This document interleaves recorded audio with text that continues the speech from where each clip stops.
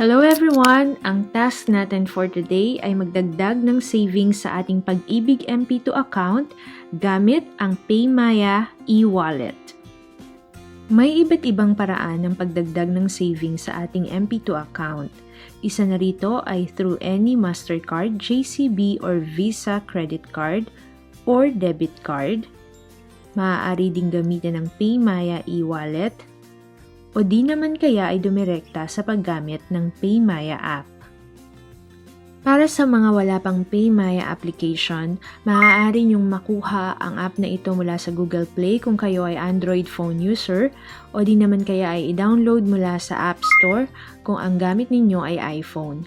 Maglalagay din kami ng link sa description ng video na ito sa ibaba at ito ay pwede ninyong gamitin para makapag-download ng PayMaya application. Kapag ginamit ninyo ang aming invite code at kayo ay nag-register, nag-upgrade at nagdagdag ng pera sa inyong PayMaya account, ay pwede kayong mapadala ng libreng gift mula sa PayMaya. Dahil na-download na namin ang PayMaya application at kami ay nakapag-register na, natapos na rin namin ang pag-upgrade at nakapagdagdag na rin kami ng pera sa aming PayMaya account, maaari na nating puntahan ang website ng Pag-IBIG, which is the Virtual PAG-IBIG online, at iyon ay bubuksan natin mula sa browser ng ating cellphone. Tinype natin ang Virtual Pag-IBIG online sa ating search box at nakita na natin ang Virtual Pag-IBIG. We have to click on Virtual Pag-IBIG. Ang website ay pagibigfundservices.com. Make sure na ang website ay secure as well as the internet connection. And we can see the data privacy.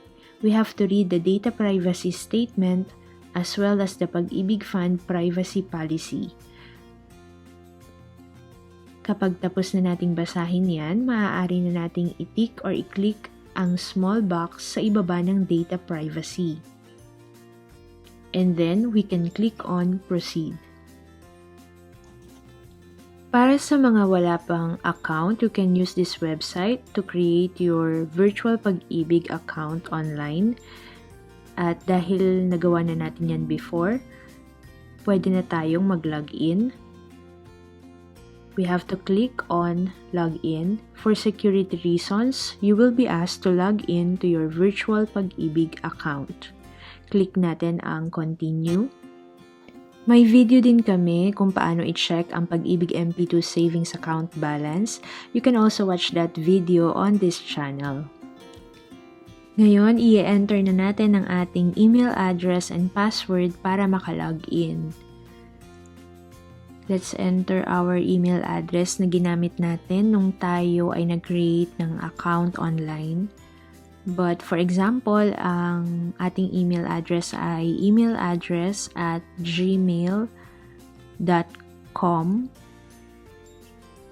After that, we have to enter our password. Kailangan ingatan natin ang ating password, pero kung sakaling makalimutan natin, may forgot password dyan na pwede nating gamitin. Click on Login.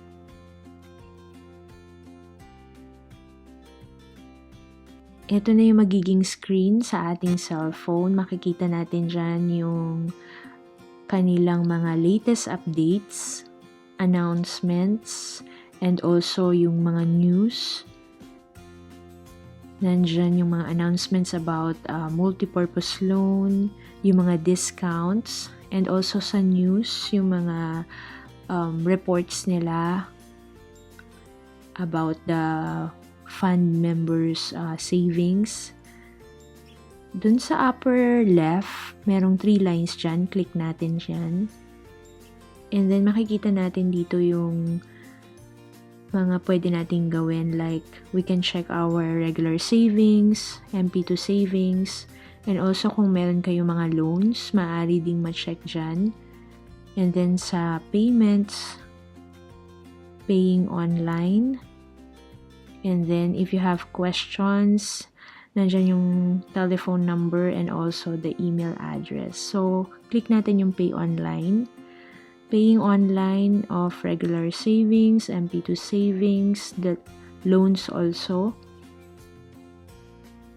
Different types of loans nandiyan din. So, pwede din siyang bayaran online. Now, we have to click on MP2 savings. Then, makikita natin dyan na paying online, we can use the Visa, MasterCard, or JCB. Itong program type, MP2 Savings Modified Pag-IBIG 2, grayed out na siya, hindi na natin siya mababago. But yung membership category, click natin yung arrow down. And then we have to choose kung local or overseas. Local kung sa Pilipinas and overseas kung sa ibang bansa naka-base. So, pipili tayo dyan ng isa. And then sa payment method, meron silang update recently. Before, ang cards, ang nakalagay lang dyan ay credit card. But now, may changes na sila. So, ito na nga yung recent update about the payment method. Nag-advise sila na they are temporarily unable to accept payments from non-3D secure cards and or foreign issued cards. Ibig sabihin, kailangan sa Pilipinas na issue yung card na gagamitin natin sa ating pagdagdag ng savings sa MP2 account. Ano ba yung 3D Secure? It is a feature that provides an additional layer of security and a strong authentication protocol for financial cards used for online transaction. Hindi pa natin alam kung hanggang kailan ito. Ang sabi ni Pag-IBIG, they are working on enhancing their systems. Sa ngayon, piliin muna natin ang ating payment method. May dalawang pamimilian under payment method. Ang una ay ang Philippine-issued credit or debit card. Any JCB, MasterCard, or Visa card ay pwedeng gamitin. Kailangan lamang na ang credit card or debit card na gagamitin ay na-issue sa Pilipinas. Ang pangalawang payment method naman ay sa pamamagitan ng PayMaya E-Wallet at ito ang gagamitin natin ngayon sa pagdagdag ng savings sa ating MP2 account. Select na natin ang PayMaya E-Wallet. Ngayon na napili na natin ang membership category at ang payment method, pupunta na tayo sa next step. Ang next step ay ang pag-enter ng MP2 savings account number. Ito yung 12-digit account number na ibinigay sa atin nung tayo ay nag-create ng MP2 savings account online. Halimbawa, ang ating number ay 12345678910. Pagkatapos nito, i-click natin ang verify at dapat ay lalabas ang ating pangalan sa member's name. Click natin ang verify. Ang sabi dito, invalid MP2 savings account number.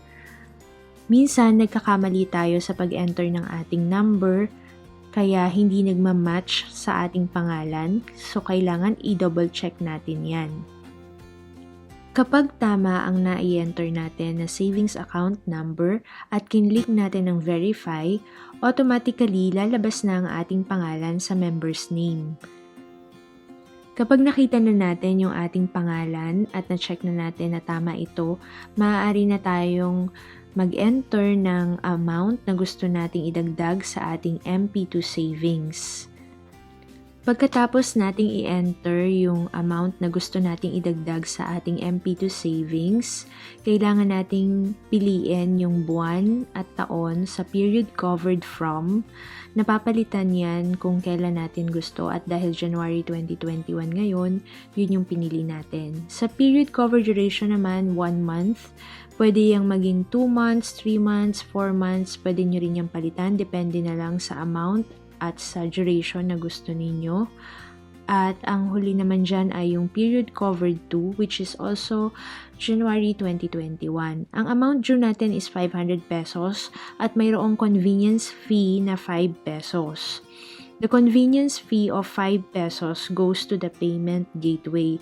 Ito yung parang transaction fee. Ang amount due natin ay 500 pesos plus the convenience fee na 5 pesos. Total amount due is 505 pesos. At dahil gusto nating makareceive ng payment confirmation via SMS, isa-select natin yung prefix or yung first 4 digits ng ating mobile number. At i-enter din natin yung remaining 7 digits ng ating cellphone number. At dahil gusto din natin, syempre, makareceive naman din ng confirmation via email, i-click din natin yung small box at i-enter natin ang ating email address.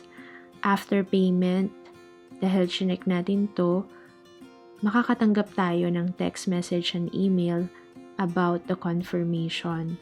Dito naman sa CAPTCHA code, i-enter natin kung ano yung nababasa natin na code. Kung hindi natin mabasa, pwede tayo mag-try ng different words. At kapag okay na tayo, we click on I agree with the terms and conditions. And also, after that, pwede na natin i-click yung next.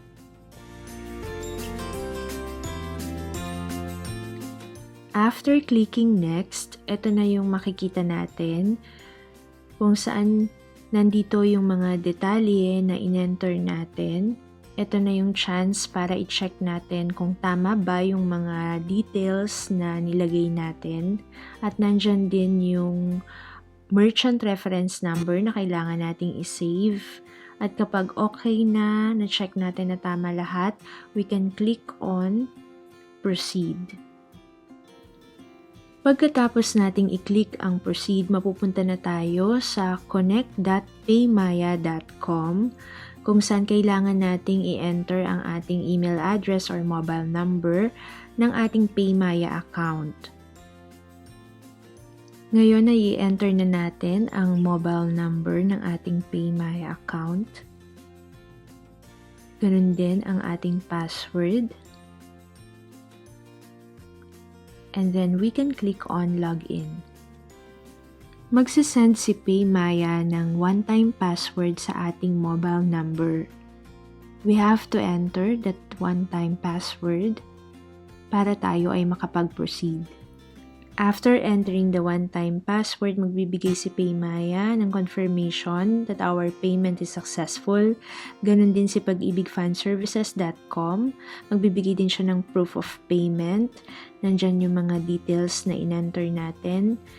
And ibibigay din niya yung merchant reference number na kailangan nating i-save or i-screenshot para meron tayong personal copy nito. Huwag din nating kalimutang mag-log out. Huwag kalimutang mag-like, hit the subscribe button, and click on the notification bell para sa mga susunod pa nating task sharing. See you on our next Yume task.